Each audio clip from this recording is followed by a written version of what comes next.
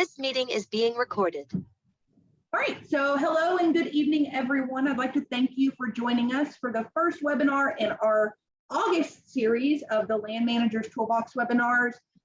This month, we're going to be focusing on conservation planning and landowner assistance that's available.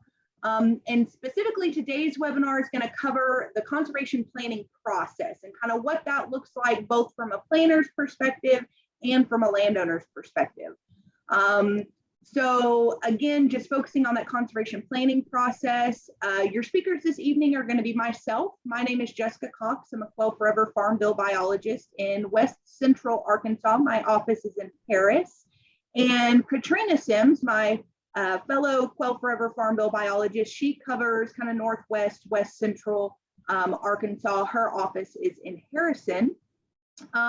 Before we begin, just a few housekeeping things. Again, this webinar is being recorded and it will be posted to our Quail Forever in Arkansas YouTube page. So if you need to leave early or if you'd like to go back and view what we discussed during this webinar, you can go to our YouTube page and find that, along with all of the other webinars that we've done in the Land Managers Toolbox Workshop series to date. Those are all posted on there. And then again, we'll also be answering questions at the end of this presentation. So please feel free to type your questions into the chat box below as you have them, and then we'll answer them kind of in the order that we get them at the very end of the presentation. So now, without any further ado, I will pass it off to Katrina and she will begin tonight's webinar. Hi everybody, as Jessica mentioned, my name is Katrina Sims, and I'm going to go ahead and turn my camera off just because sometimes it helps the presentation flow a little bit better and not lag as much sometime. And with that, we'll get started. So what is conservation planning? It's kind of like the beginning process when you're you're wanting to figure out that you want to do something on your land. You're not quite sure, so you kind of go talk to somebody. And conservation planning has been a concept that's been around for a while. Hugh Benedict is a guy that kind of started it around the Dust Bowl time frame. He also was kind of like a founder of the NRCS, which is the Natural Resource Conservation Service, which is where you can go to get a lot of assistance for conservation planning. And he kind of had five principles that he followed throughout that time. Consider the needs and capabilities of each acre within the land, because you always want to take a holistic view of somebody's property and trying to figure out what's going on, what they're wanting to do, and things like that. You want to consider the clients or the landowners' facilities, machinery and their economics standing, kind of depending on you can kind of figure out what's their capability of being able to do these things that they're wanting to do, or things that you find that they might, you kind of point out that they might want to take care of or go down that route. And then you want to incorporate the client's willingness to try new practices. So as biologists, we're always out on people's properties, and a lot of times we'll find things that the landowner didn't know that was there, or we'll point out things that are really interesting or cool, or things that really need attention. And a lot of times the clients, they're really interested in going down that route of trying to preserve whatever's on that land, or better restoring it, and just improving what they have there. And then you always want to consider the land's relationship to the entire farm, or how it fits into the environment around it. So, where it fits in with the watershed, if there's a lot of, streams and creeks and rivers like we have around here that run into certain lands, and how those tie into the watershed and how it's going to affect things downstream. And then you just want to ensure that us as biologists are doing the right things out there on the land to help the landowners and all that good stuff. And so with that, we're gonna, sorry, I forgot to, oh, there we go. And so, as I was saying, your land as a whole, so there's different things that you want to take into consideration. You want to take into consideration your soil, your water, air, plants, animals, energy. And the number one thing is the humans, because they are the, humans, so we as humans own the land, and we are the caregiver, the caretakers of the land. So we want to make sure we're doing all the right things that we can to take care of that land and manage for all of our natural resources that we have. If we don't manage them and try to preserve what we have, eventually we're not going to have anything worth taking care of. So it's really important as conservationists and conservation planning, we really try to look out for those things and do the best we can for those things and kind of keep them here for the future. And then here we have a few definitions that fall in with our conservation planning. I'm not really going to read them word for word verbatim, but the client, that is the landowners, any of you guys that own land that are watching right now, your conservation plan, that's kind of a record of all the things that we as biologists go out there and document that's on the land, the things that we want to improve upon or things that we find that need to be improved upon or things that we just want to restore and preserve and keep them for the future. Your natural resources, which are all those water, the soil, all the things I just mentioned in the previous slide, and then resource concerns. And those are like, if you're having a resource would be like if your soil's eroding. So your soil that's eroding, that's a resource concern. So then you have your conservation practices, which are things that you put in place to help that. So you want to put something in place there to help your soil from further eroding and causing future issues there. So with our conservation planning process, there is 9 steps. We have, and they're kind of planned out on 3 different phases. And we're going to go over the first phase here, collection analysis. And with that, it's kind of like just your beginning steps as you get started. So step 1 is you identify your problems and opportunities. So most time that starts with your initial contact. So a lot of times, so we have offices in the NRCS office. Sometimes we will have landowners that are coming in, like, they're interested in wildlife specific things. A lot of times we have landowners that are cattle producers or poultry producers, or they have forest land and they're in here like doing other things and they don't per se have a main objective of wildlife. But then, we get to talking to them and they're like, oh yeah, well, I'd really like to manage for quail or deer or whatever. And, I have this extra land that I'm not really using for nothing because it's not productive. But in reality, that land that a lot of farmers or land producers think is not productive is actually really good for wildlife and other things. Like glade areas, like they're not good for cattle productions, but they have a lot of really unique plants and animal and reptiles and stuff that stay in those areas. And so that's kind of that. Sometimes we'll have people that are calling the office, that are looking for us because they've heard about, their neighbors doing something, or they heard us do a workshop or a webinar like one of these. And then sometimes we'll go out and do, workshops, and we'll meet people. They're just interested in different things, and we get to talking to them. And that leads into an opportunity to do a site visit with those people and kind of lead into, that conservation planning and learning what's going on with their property and all that good stuff. Then step 2, that's determining the objectives. So it doesn't matter whether they have like pure wildlife objectives, or like I was saying, they're the poultry farmer or they're a cattle farmer, or they have timber, objectives for their property. That can all be incorporated into your conservation plan. And, we go out and we work with cattle producers that are doing cattle stuff, or they're wanting to transition to native grazing to, have some of their fields as native grazing. We have people that have erosion issues, as I mentioned earlier. So those are all resource concerns and objectives. So like, the person that's having erosion concern, whether he's got a creek that runs through there or it's just runoff from something, like his objective is like, we want to stop that erosion and trying to figure out what's going on. A lot of times poultry farmers, they have objective, they're trying to make them, land off of their poultry houses and upgrade their poultry houses and stuff. But there's always stuff we can do to incorporate other things on their land to try to conserve things as a whole and just, have that holistic view on our conservation on our land and be the best land managers that we can. And then inventory resources. So us as biologists, we do a lot of our inventory of the resources. So once we get to the point to where we're either getting ready to go on a site visit or we've already gone on a site visit. So a lot of times we'll do like kind of like pre-site visit research. So if we know exactly where the property lines are going to be at and where the property is located, a lot of times, a lot of us biologists will go ahead and look up soil maps so we can know what kind of soil we're dealing with, topo maps, know what the lay of the land, because we just want to gather that information before we go out there. Also, we'll try to talk to the landowners, figure out the history of the land, whether or not, it was historically it's been forest or it's been converted into cattle pasture and it's like Bermuda and fescue, or what they're currently using the land uses for. And that can be either pre your site visit or after your site visit. It just depends on, sometimes we have site visits before we ever have a chance to look up maps and stuff.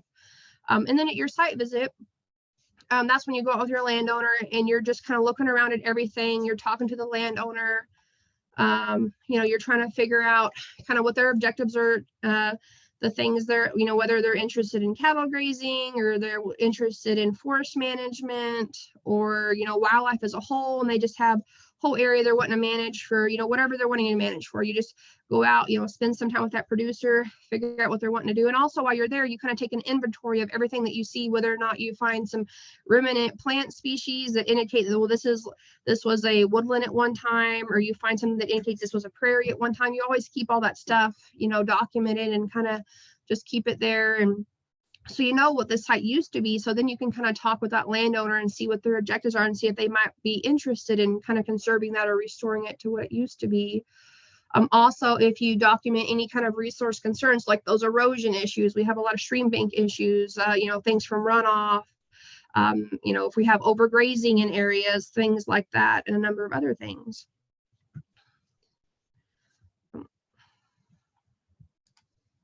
Sorry, the thing seems to be lagging a little bit. And so when we go out to do collect the data and analyze things, we have these forms that we fill out. So you always want to document, especially if you're going to be doing a lot of conservation practices to better further restore your land or preserve it. We want to document the conditions that you had before you started any kind of work.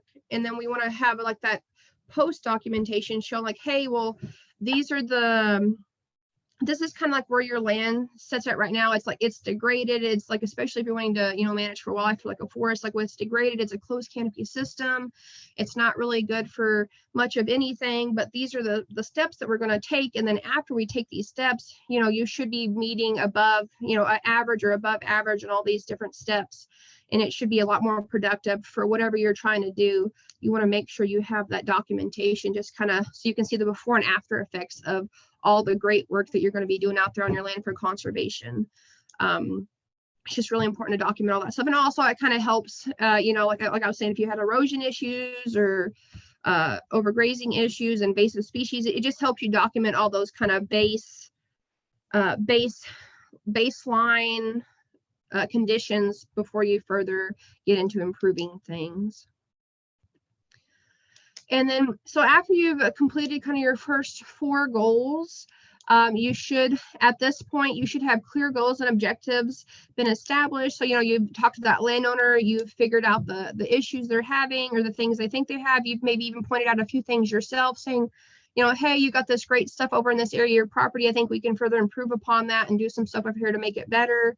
You also kind of want to make sure that you're following your producer's goals, and you know, you don't want to just throw something out there willy-nilly that's not even like in their wheelhouse of goals, because if that's the case, they're, you know, not really going to want to do it, and it's just not good, because like you want to try to follow along with their goals and maybe improve upon them a little bit and just kind of stay in that area. You want to make sure that you've all your resource concerns that have been documented and analyzed, like those documents I was talking about, because you want to make sure that you're trying to address all those things and not really leaving anything out, whether you have closed canopy forest systems that aren't really productive, erosion issues, overgrazing issues, you know, if you need to be doing some prescribed burning, number of different things you need to be documenting, just keeping an eye on all that stuff. And then at this point, we should be kind of moving on to the decision and about how to proceed at this point, whether you're wanting cost share or some other things. And with that, I'm going to turn it back over to Jessica, and she's going to talk a little bit more about that stuff.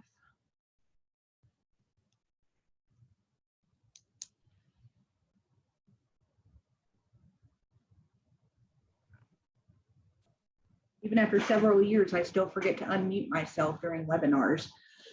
Alrighty, so thank you, Katrina, for that overview of phase 1 of conservation planning. So kind of continuing on with those 3 phases, now we're going to take a look at the second phase of conservation planning, and that is decision support. So this phase of the planning process is designed to assist landowners really in making those final decisions kind of on how to proceed with the planning process based on all of that information that we've collected and analyzed during phase one. So we've collected the resource inventory, and we've analyzed that information, and now we can use that information to proceed into phase two. So phase two is divided into 3 steps. So now we're moving on to steps 5, 6, and 7. So the 5th step of the conservation planning process is to formulate alternatives. So it's during this step that we take all of that information we collected during phase one, and we start to work to select practices that will address the resource concerns that we observe, and also to meet those objectives that we outlined in step 2 of the planning process. So it's important to remember that while cost share is available for a lot of these practices, just because we select a certain practice, there might not be cost share available for that. So this point in time in the planning process is really saying, here's the resource concerns, what can we do, what practices are there that we as professionals know of that can help the land manager address those specific resource concerns and meet their objectives. So for example, you know, we have a landowner that comes in and their objective is to improve their forest health. Well, there are practices out there that we can recommend that they do, even though there might not be cost share. So as hard as it is to not look at the cost share and the benefit of getting that cost share during the planning process, sometimes it's good to just set that aside and know that we're not in that phase of the planning process just yet, but we will get there. So then that takes us into step 6. So step 6 is to evaluate alternatives. So the alternatives that we select are going to be those list of recommended practices that we formulated in step 5 to address those resource concerns and meet your objectives. So step 6 really involves the use of a lot of tools. It's kind of some risk assessment. But essentially during this step, we're going to document and determine the effects that those practices that we have formulated or come up with, we are going to see how those will affect various, not just in treating the resource concerns, but we also have to look at other environmental effects. We have to look at social considerations, economic considerations, and along with those ecological resource factors in order to determine what effect those practices are going to have. Those effects may be positive effects, they may be negative effects, or there may be no effect on any of those things from that particular conservation practice. But we have to look at all of that stuff, especially if you are going to go through the cost share route. Going through like the NRCS EQIP program actually requires that we do like what you can see on your screen is called this environmental evaluation worksheet. So in order to be eligible for that cost share assistance, you have to have this environmental evaluation completed for your planned practices so that we can make sure that we're not actually doing anything that, while it may benefit a particular resource concern on your property, we want to make sure that that is not going to have any impacts, further downstream, or have any unwanted or, impacts we may not have considered offsite in the whole planning process.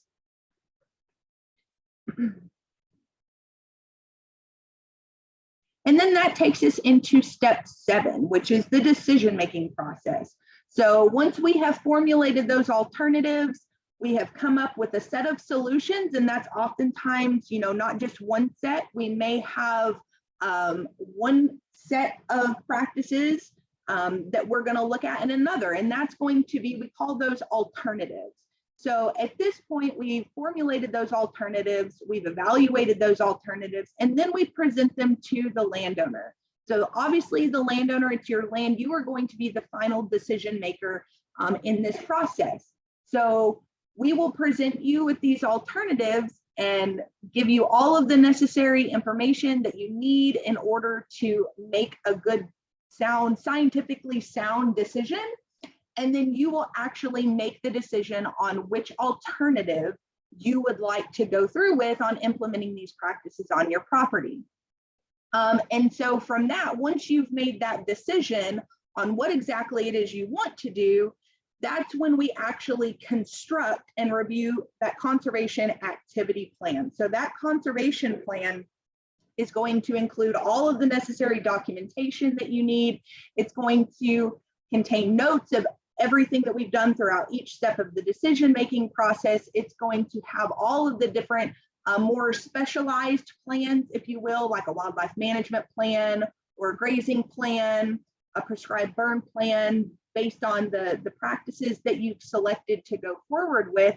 But also here is where we're going to make that decision on whether or not to actually look into receiving that cost share.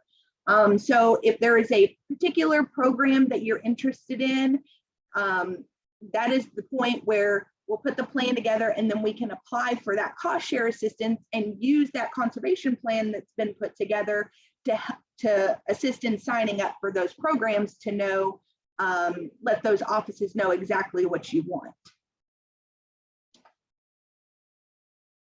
So at this point, a decision's been made. The planner and the landowner are now ready to move into the third phase of the conservation planning process.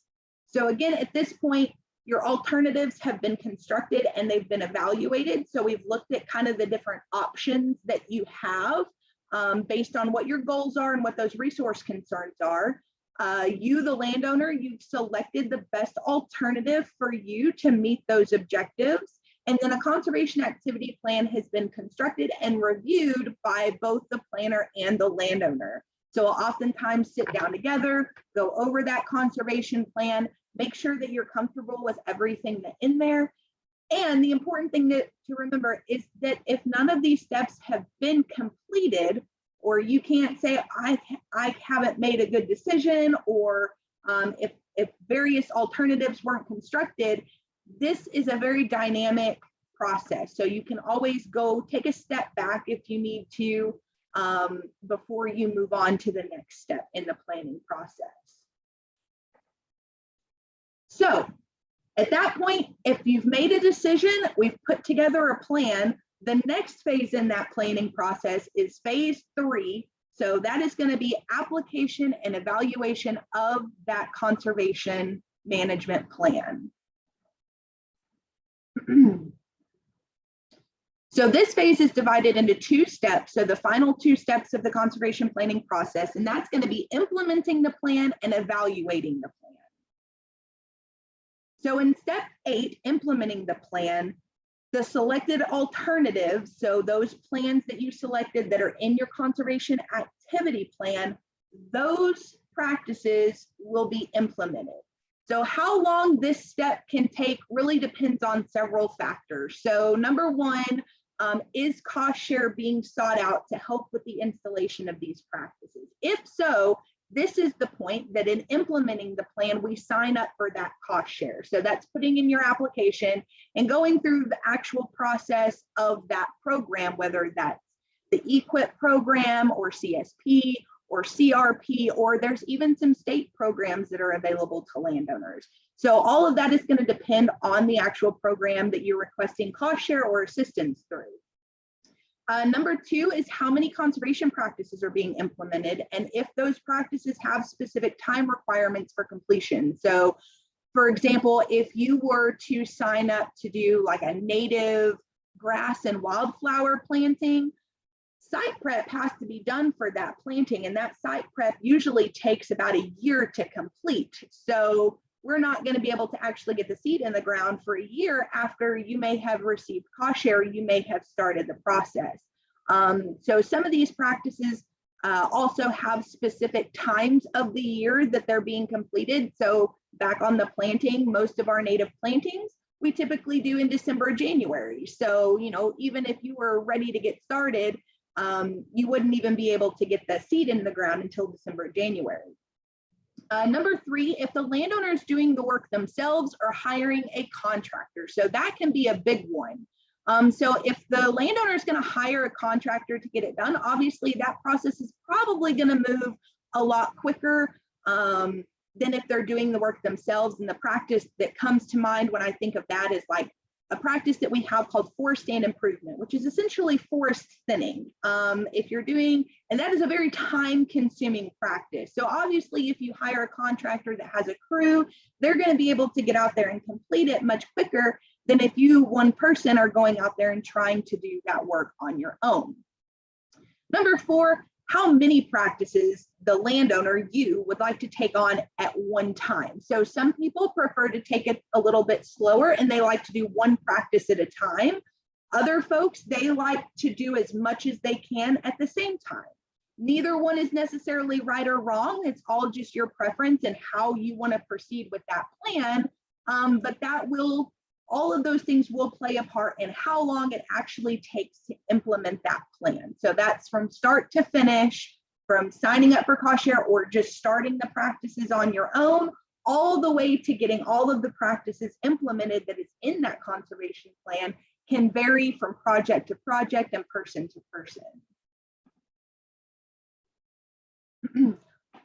But again, like I said, once the plan practices have been completed, they usually need to be checked out by the planner just to make sure that they were completed correctly as outlined in the plan. And then, you know, as an example, with a contract through the EQIP program, NRCS, through the EQIP program with NRCS, those contracts can be anywhere from 3 to 5 years to complete once the project has actually been approved for funding. So again, that time frame varies, but it ends when those practices are checked out by the planner to make sure that the plan was actually followed. And that's going to be important coming into the next step, which is step 9, evaluating the plan. So just once you get the practices actually put on the ground and implemented, doesn't necessarily mean you're done with the conservation planning process. So once you've got all of the practices implemented, or not even all the practices, sometimes, you know, we'll come out there and look at things once you have one practice done and monitor it and evaluate it and see what it's doing. So whether that's follow-up and evaluation before, during, and after the implementation of that particular practice, we want to make sure that our plan is working. Because if something's not working and we're not getting those desired results that we want, or let's say our objectives are not being met with these practices, we may need to take a step back, or 8, and go back to the beginning and see kind of where we went wrong, or maybe where we can tweak some things in that plan or in this planning process to get exactly what we're wanting out of it. So no plan is set in stone. There's, you know, modifying the plan is always an option if it's needed. If something's just not working, we don't want to, you know, just try to keep going on with it not working. We want to go back, figure out what the problem is and how we can solve it, because in the end, the goal is to conserve those natural resources. And so no matter how many times we have to keep going back, that's all learning. That's all just a part of the process. And then at this point, the conservation planning process is over. So that evaluation, though, can proceed for years after the practices are implemented, though. I know that we do, for example, effectiveness monitoring on sites that were planted in the native grasses and wildflowers for wildlife here in Arkansas. We do effectiveness monitoring on those sites, and we do like breeding bird surveys on them. We go out and do vegetation monitoring on them years after they've actually been planted, just to see what that response is and to kind of gauge our success with these plantings, to see if there's anything we need to go back with and re-look at. But again, at this point, in this phase 3, that assistance, if needed, is requested, and we start that whole process depending on what program you choose to go through. We look at the practices are installed according to the conservation plan. The practices are certified as complete, and then that evaluation that the practices and plans are reviewed and adjusted if needed. And then if adjustments are needed, you kind of start back at square one or at step 1 and kind of start the process over again and figure out where things went wrong. Like I said earlier, this is a dynamic process. So the different phases are not totally separated from one another. The steps are not totally separate. It's all about planning and adjusting accordingly. You may get all the way to the end of phase 2 to that decision-making process and realize something isn't really quite working out here. Maybe we need to take a step back, and that might take you all the way back into phase 1, but that's okay. That doesn't mean that you failed. It just means that you're following that dynamic process as you get new information. Goals of the landowner may change as you find stuff out. So just remember, if you have to go back, it's not a big deal. It's important that you do. It's all a learning process, but it's also about working together with the professionals and the landowners. Working together is a big thing, getting that information so that you can make the correct decisions on things.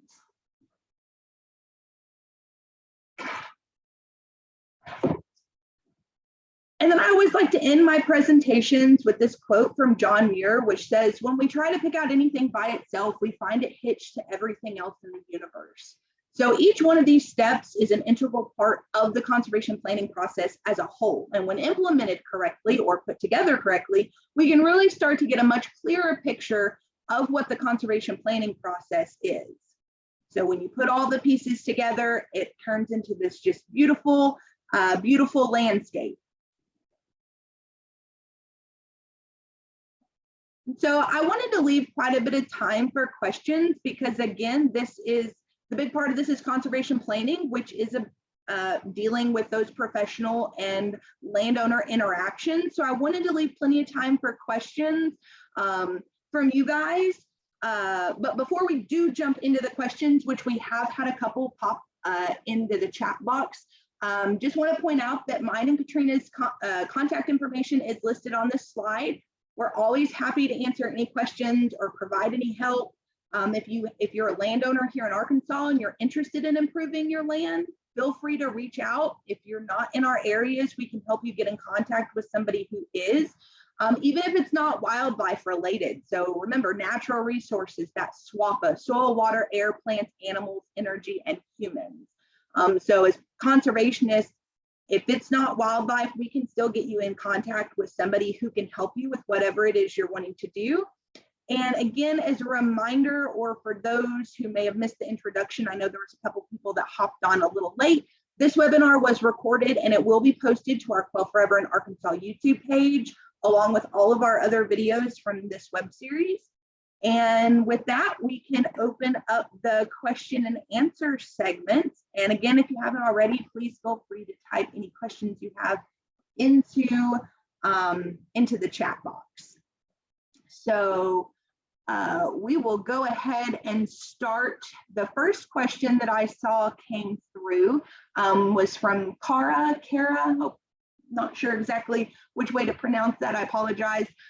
She says, what soil characteristics are you checking when you pull up a soils map for a site, and how does it relate to conservation planning? So that's a fantastic question.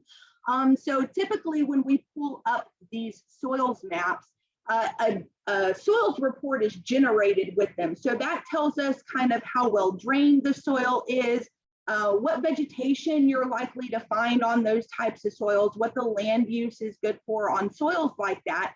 So that helps us out a lot in the conservation planning process during that inventorying resources.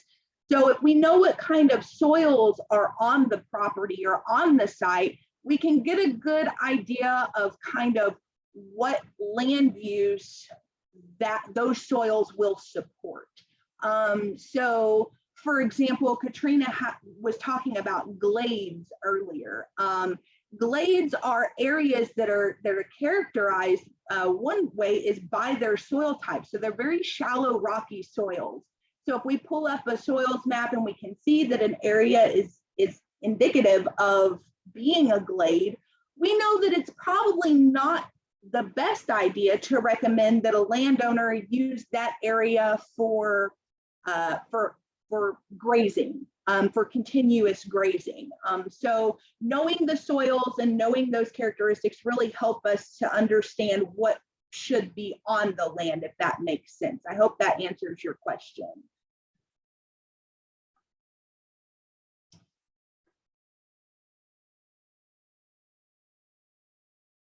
Okay, so we had another, I don't think it was a question, but it says great overview of the NRCS. I do a lot of technical assistance for producers when cost share is not available. I write a lot of wildfire management plans and wildlife plans for free to the producer.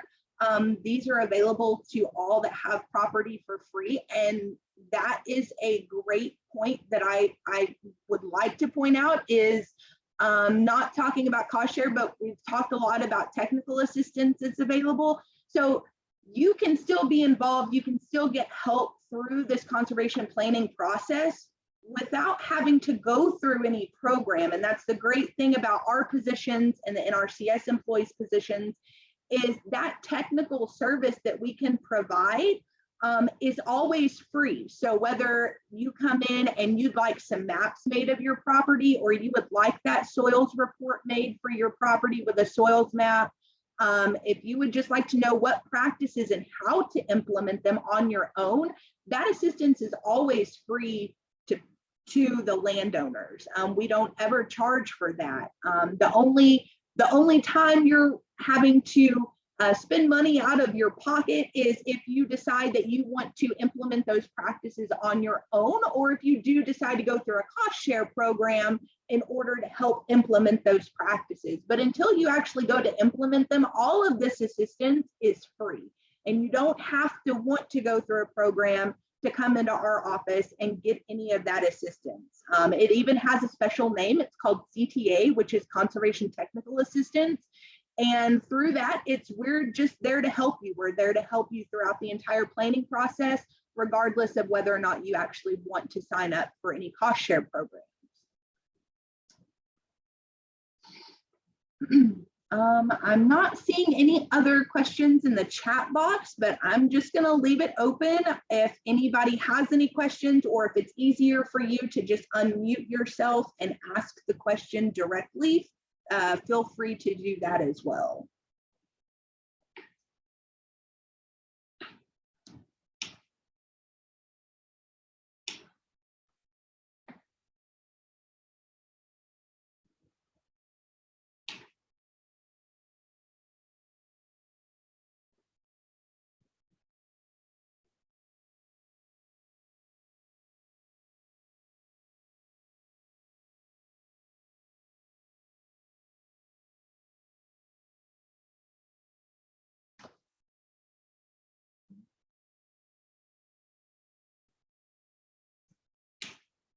Okay, well, I am not seeing any more questions come through the chat box, and doesn't seem like anybody has unmuted themselves to ask any questions. So again, just want to thank you all for tuning into the webinar. If you are interested, we are having our next webinar for this month will be on August 23rd. And that will be going over that landowner assistance that's available. So going through some of those cost share programs that are available for landowners, both federal and state, and some nonprofit programs that are available. If you're interested, just keep an eye out on our Facebook page. We'll have the event posted there before too long, and you can register for that. But with that, we'll let everybody go, and appreciate you joining us today, and hope to see you on the next webinar.